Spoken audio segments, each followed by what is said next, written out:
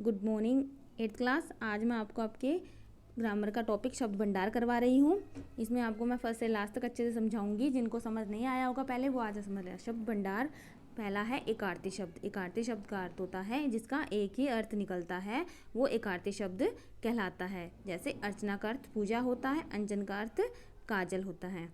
तो इन शब्दों के एक ही अर्थ होते हैं, वो होते हैं एकार्थी शब्द। नेक्स्ट है हमारा पर्यायवाची शब्द।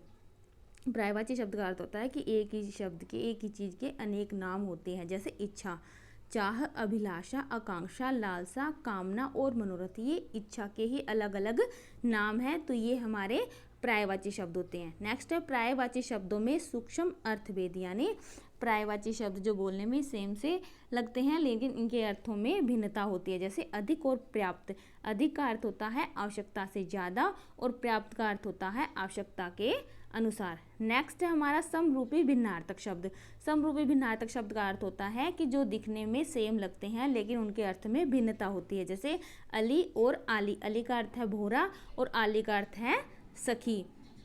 इसके बाद जो इसकी एक्सरसाइज दी है वो मैं आपको सेंड कर दूंगी, आपको अपनी कंप्लीट कर लेनी है। नेक्स्ट हमारा अनेकार्थक शब्द।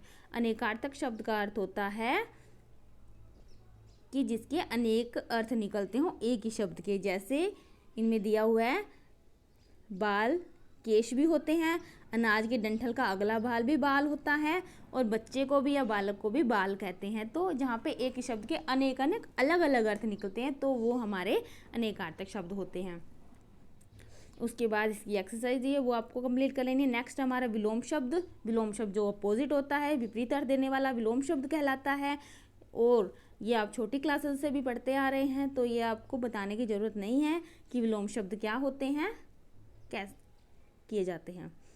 उसके बाद इसकी एक्सरसाइज नेक्स्ट है हमारा वाक्यांशों के स्थान पर एक शब्द, यानी पूरे वाक्य के स्थान पर एक शब्द दिया जाता है। जैसे जानने की इच्छा रखने वाला जिज्ञासु, जो अपने पर किए गए उपकार को न माने कृतघ्न, यानी एक पूरे वाक्य की बात जो एक शब्द में कही जाती है वहाँ पे वाक्यांशों के स्थान पर एक शब्द होते हैं। इसके बाद इसकी एक्सरसाइज है। नेक्स्ट है हमारा युग्म शब्द, यानी जो जोड़े में शब्द होते हैं। पुनरुक्त शब्द जो सेम से होते हैं लेकिन दो बार ही आते हैं, अर्थ उनका एक ही होता है। जैसे रोम रोम, श्री कृष्ण की भक्ति मीरा के रोम रोम में रमी हुई है, यानी हर एक कण में, आत्मा में, शरीर में बसी हुई है। नेक्स्ट है हमारा सजातीय शब्दों में युग्म, यानी एक ही जाति शब्द युग्म के जोड़े। मारना पीटना, रीति रिवाज, रूखा सूखा, वर वधू, सोच विचार, तो ये शब्द एक ही जाति के सजातीय कहलाते हैं, इनके युग्म होते हैं, इनके जोड़े होते हैं। नेक्स्ट है विलोम शब्दों के युग्म, यानी जोड़े में आएंगे लेकिन एक दूसरे के विलोम होंगे। जैसे धर्म अधर्म, न्याय अन्याय, पक्ष विपक्ष, मान अपमान। नेक्स्ट है सार्थक निरर्थक शब्दों के युग्म।